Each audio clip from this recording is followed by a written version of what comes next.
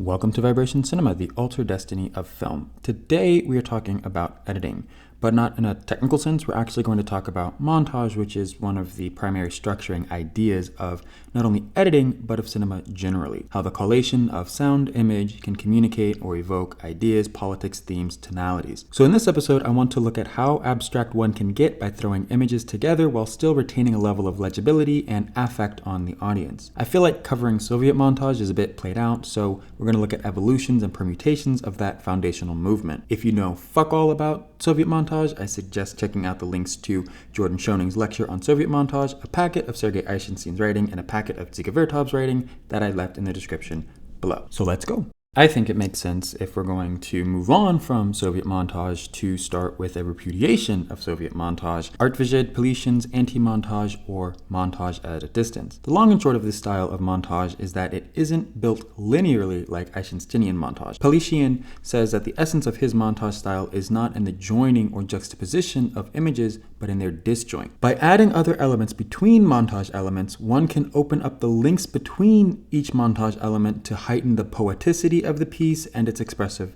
potentiality. It's not the shot before, and the shot after, but how the opening shot relates to the middle sequence, how the ending scene relates to the third sequence, how the penultimate shot links with the second scene, etc. Daniel Fairfax demonstrates this in his lecture on Palishin. So how can we kind of like conceive of this in a kind of like concrete manner within his films?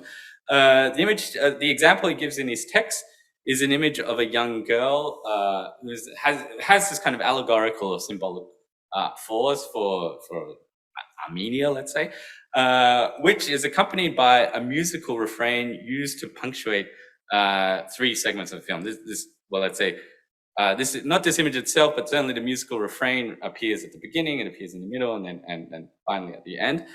This is the image of the girl that we see.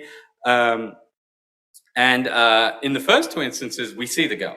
But in the third instance, the music is repeated, almost as a spectator, because this association between that particular moment of music and this image of the girl, we have that association almost like ready to plug in, but we don't get the girl. We instead get this scene of it's kind of like people massed on the balconies of an apartment building.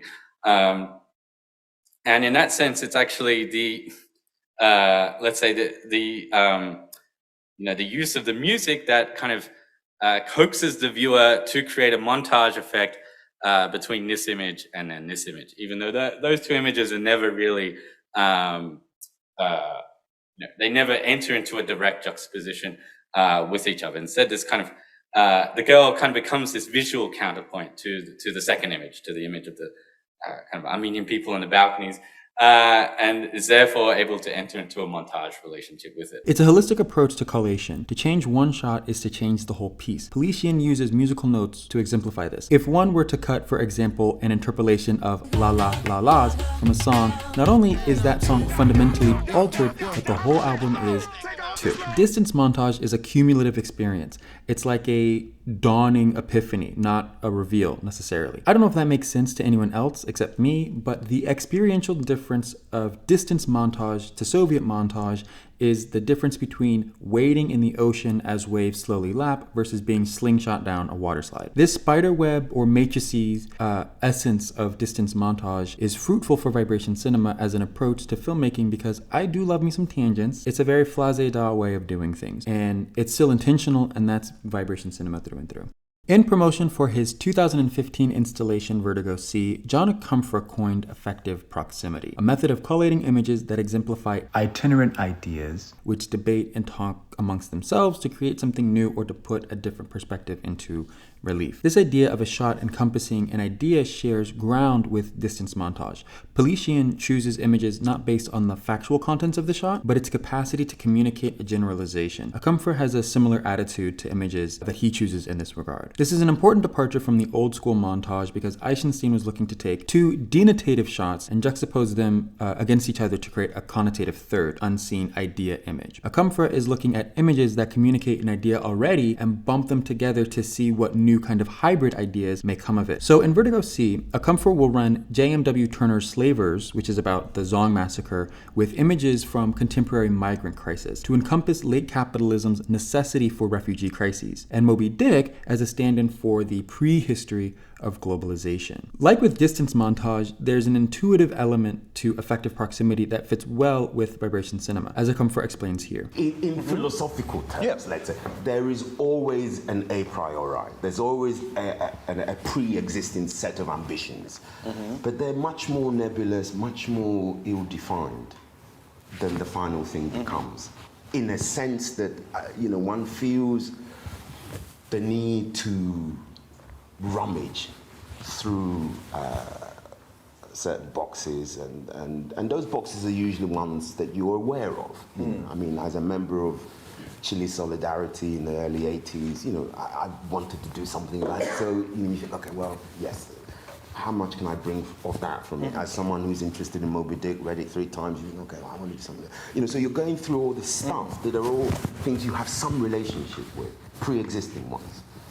But you then have to, as they say in jazz circles, you just have to relax and let the process of them improvising with each other begin and take their course. And then you work a little bit like Butch Morris does with conduction, where you're not orchestrating so much as saying, okay, if you Melville, stop talking for a minute, and maybe the Chile guys can have a word. It's that kind of thing where you're aware that each thing comes with a set of urgencies and emergencies, and so you're saying to them, okay, I know, really, this whole thing could be about you, Melville, but this is a dialogue, and so you have to let this figure speak. And I mean that literally. They have an independent reality, which you're simply insinuating yourself in and urging to just be patient and listen to something else.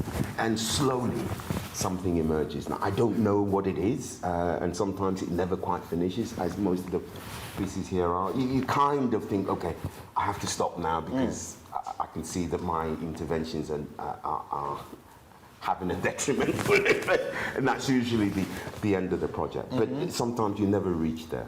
So much of film is happenstance, and I think despite affective proximity referring mostly to an archival approach to filmmaking, Akomfor leans in and harnesses that organized chaos. My approach to editing is a mix of intention, intuition, serendipity, and a healthy dose of fuck it, let's see what happens. And I think somewhere in the contradiction between Soviet montage, distance montage, and affective proximity is fertile ground to till. Linear, yet cumulative, purposeful yet accidental, legible yet opaque, specific yet general, speculative yet factual. This may be easier to demonstrate, so the back half of this episode is going to look at stuff that I think embodies this contradictory form of montage. I think the most obvious contender for this kind of montage is AJ's Love is a Message, the Message is Death. On one level, there are word associations between lyrics. This is a God dream, this is a God dream. I've been dreaming. Then you have a playful interaction with sound and image. I'm just having fun with it. Cross historical parallels. Teach me how to plug it, Baby, like smooth. What? Can you teach me how to plug it? Then you have a 3-shot sequence like this, where he changes the indignation Farrakhan has for Mike Wallace to awe at Biggie's prowess, and then makes a comment on the mesmerism of black oration by cutting that against Malcolm speaking.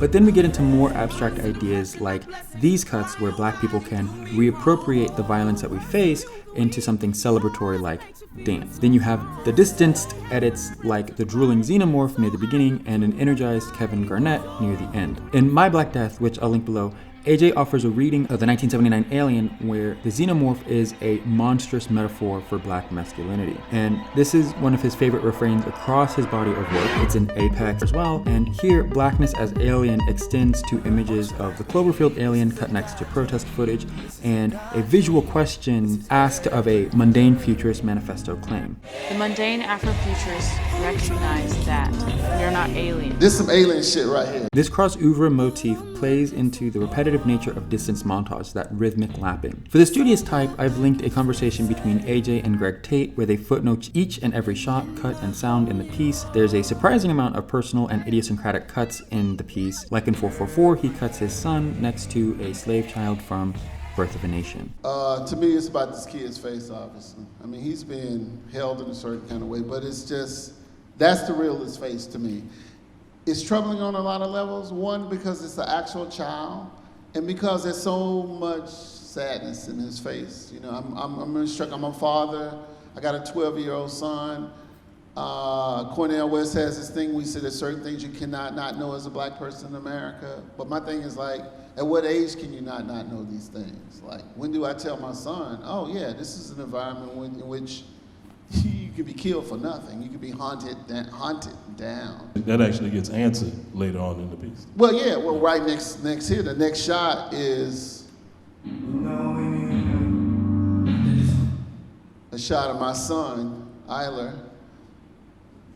There's a lot to talk about with Love is a Message, but for the purposes of this video and the development of vibration cinema as a methodology of filmmaking, what's significant is how the piece reconciles the contradictions of montage forms. There are key moments with visual metaphors and punchlines, but holistically, how the film is assembled is still ahead of its time. I've seen more than enough Black Excellent highlight reels, but none of them come close to the clarity, playfulness, or ingenuity of Love is a Message.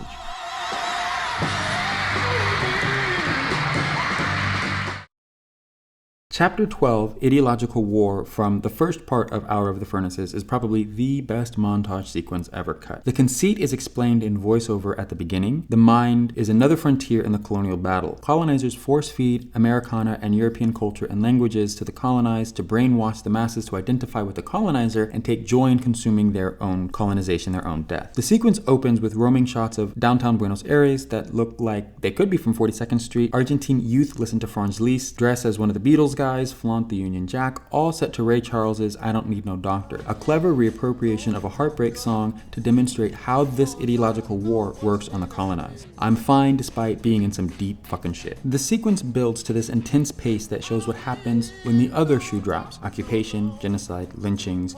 It might start out innocently enough with music and Coca-Cola, but it very quickly becomes boots on the ground, like in Vietnam, and of course, the US loves genociding indigenous populations to later turn that violence into pop entertainment. The sound even gets really harrowing as the cuts match the pace of automatic weapons.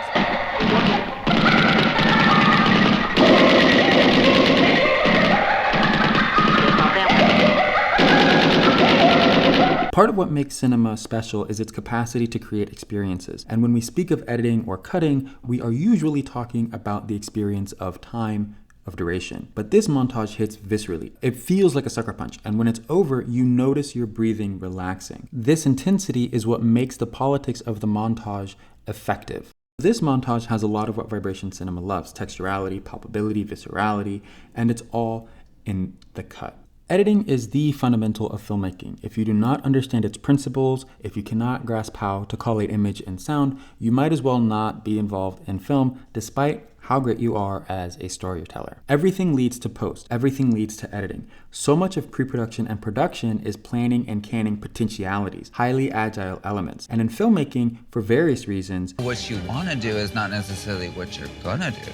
Knowing editing and its underlying principles makes you a better critic, makes you a better writer, cinematographer, director, actor, sound designer, etc. I want to explore that missive in more detail by looking at Memoria, but I have a feeling the YouTube copyright is gonna kill it, which actually reminds me, I've been thinking more seriously about starting a Patreon and a Discord. I have the handles for them, I just need to develop a plan to launch them. I do have some bonus episode ideas and exclusive series like the Memoria episode that I have in mind, but I'm gonna gauge interest and feel out how much labor that'll take because I am a lazy SOB. But I'm also in the process of going back to caption videos that I didn't caption before, and moving forward, all videos will have captions on launch. But that's it for today. Like, comment, share, subscribe, ring the bell. You know the drill. Next up is the cinematography episode, so my apologies in advance to any Steve McQueen fans out there. Love you all madly. See you on the next one.